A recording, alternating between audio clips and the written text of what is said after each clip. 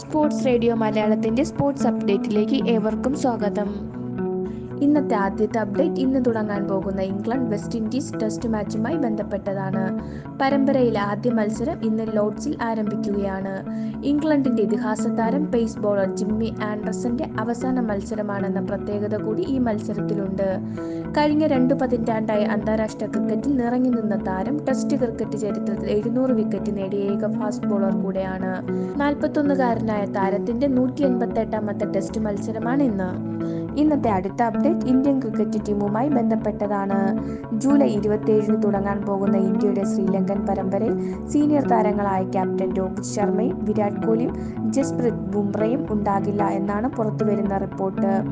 താരങ്ങൾക്ക് റെസ്റ്റ് നൽകാൻ BCCI തീരുമാനിച്ചു. ജൂലൈ 27 മുതൽ ഓഗസ്റ്റ് 7 വരെ നീണ്ടുനിൽക്കുന്ന ഇന്ത്യയുടെ ശ്രീലങ്കൻ ടൂറിൽ 3 T20യും 3 വൺഡേ മാച്ചുമാണ് ഉണ്ടാകുന്നത്.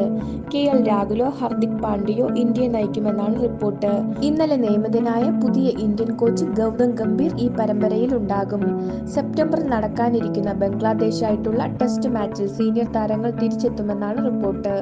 ഇന്നത്തെ അടുത്ത അപ്ഡേറ്റ് മുൻ സ്പാനിഷ് മിഡ്ഫീൽഡർ തിയാഗോയായിട്ട് ബന്ധപ്പെട്ടതാണ്. 33-കാരനായ താരം ഫുട്ബോളിനോട് വിട പറഞ്ഞിരിക്കുകയാണ്. 23-24 സീസണിൽ ലിവർപൂൾ FC-യിൽ ഉണ്ടായിരുന്ന താരം വെറും 6 മിനിറ്റ് മാത്രമാണ് കളിച്ചത്. ഇഞ്ചുറി കാരണം താരത്തിന്റെ സീസൺ പൂർണ്ണമായും നഷ്ടമായി. 98 മത്സരങ്ങളിൽ താരം ലിവർപൂൾ കുപ്പായത്തിൽ മൈതാനത്തിലുണ്ടായിരുന്നു. 2021-22 FA കപ്പ് വിജയിച്ച ലിവർപൂൾ ടീമിന്റെ ഭാഗമായിരുന്നു.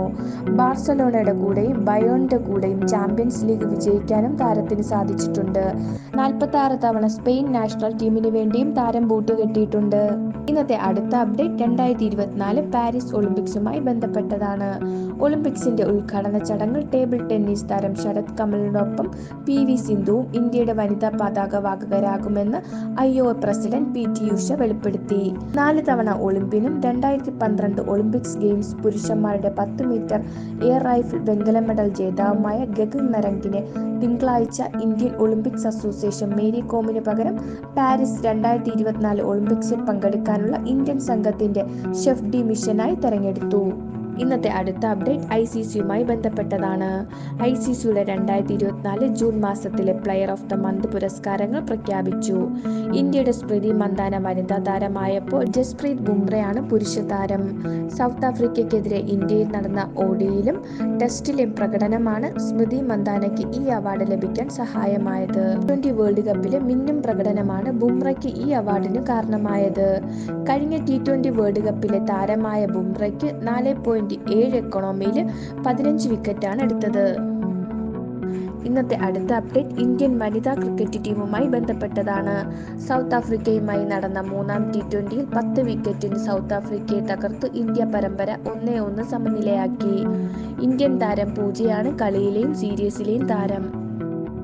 ഇന്നത്തെ അവസാനത്തെ അപ്ഡേറ്റ് IPLയുമായി ബന്ധപ്പെട്ടതാണ്. ഇന്ത്യയുടെ പുതിയ കോച്ചായി ഗംഭീർ എത്തുന്നതിനു പിന്നാലെ ഇപ്പോഴത്തെ ഗംഭീറിന് പകരം KKR ടീമിന്റെ മെന്ററായി രാഹുൽ ദ്രാവിഡിനെ ടീം സമീപിച്ചു എന്നാണ് പുതിയ വാർത്തകൾ. ദ്രാവിഡ് ഇതുവരെ ഇതിനോട് പ്രതികരിച്ചിട്ടില്ല. ഇക്കഴിഞ്ഞ T20 വേൾഡ് കപ്പിന് ശേഷം ഇന്ത്യൻ ക്രിക്കറ്റ് ടീമിന്റെ കോച്ചിംഗ് സ്ഥാനം ഒഴിഞ്ഞ ദ്രാവിഡ് നിലവിൽ ക്രിക്കറ്റിൽ നിന്നും ബ്രേക്ക് എടുത്തിരിക്കുകയാണ്. വരാനിരിക്കുന്ന മെഗാ ലേലത്തിന് വളരെ മുൻപ് തന്നെ നിലവിലെ ചാമ്പ്യന്മാർ പ്രിപ്പറേഷൻ തുടങ്ങിക്കഴിഞ്ഞു. കായിക ലോകത്തിലെ പുതിയ വിശേഷങ്ങളുമായി ഞങ്ങൾ വീണ്ടും വരുന്നതായിരിക്കും. Bye bye, take care.